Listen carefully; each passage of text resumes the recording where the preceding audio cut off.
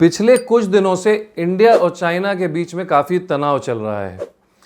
हालात बीच में इतने ख़राब हो गए थे कि एक बार इंडिया चाइना के बॉर्डर पर हमारे 20 जवान शहीद कर दिए गए।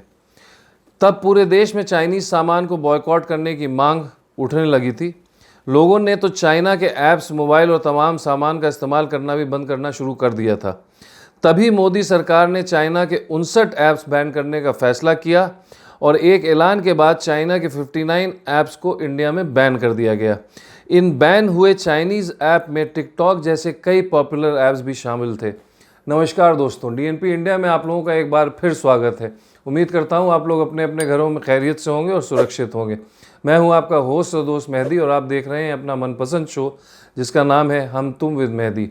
दोस्तों, आज जिस टॉपिक पे मैं आपसे बात करने जा रहा हूं वो टॉपिक है चाइना के बारे में, और साथ में एक सवाल ये भी है कि चाइना के ऐप्स बंद होने के बाद चाइनीज़ मार्केट के और इंडियन मार्केट के क्या हालात हैं। दोस्तों, हम में से बहुत से लोग टिकटॉक ऐप के बारे में जानते हैं। बहुत से लोग इसकी तरफ खींचे चले जा रहे थे।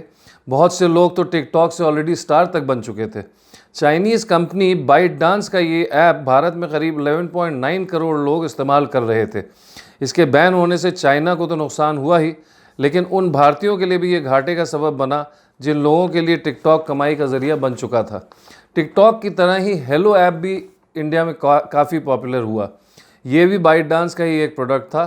एक वक्त था जब भारत में हेलो ऐप के करीब 5 करोड़ मंथली एक्टिव यूज़र्स थे। चाइना का ये ऐप भारत के शेयर चैट ऐप को तगड़ी टक्कर दे रहा था।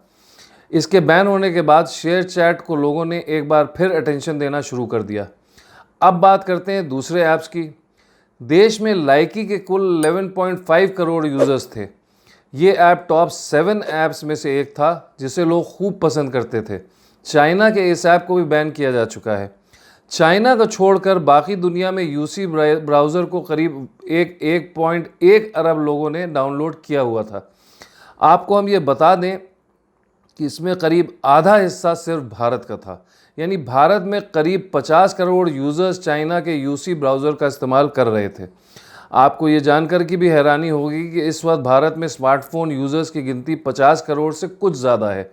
यानी ये कहना गलत नहीं होगा कि बहुत ही कम ऐसे मोबाइल थे जिनमें यूसी ब्राउज़र नहीं था।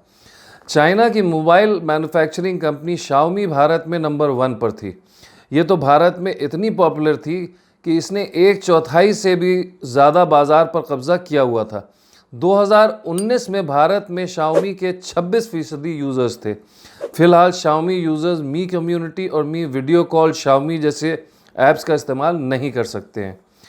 अगर बात भारत की करें तो चाइना के लिए भारत एक बड़ा मार्केट था। भारत के लोग हेलो, लाइकी, वीगो, टिकटॉक, यूसी ब्राउज़र जैसे ऐप को खूब इस्तेमाल करते थे, जिससे चीन की काफ़ी कमाई होती थी। हालांकि इन ऐप के ज़रिए बहुत सारे भारतीयों को भी नौकरी मिली हुई थी, जो अब ऐप्स बैन होने के बाद जा चुकी है।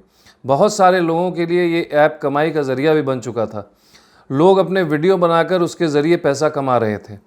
जाहिर तौर पर चाइना के साथ साथ भारत के बहुत से लोगों को भी इससे काफ़ी नुकसान हुआ है।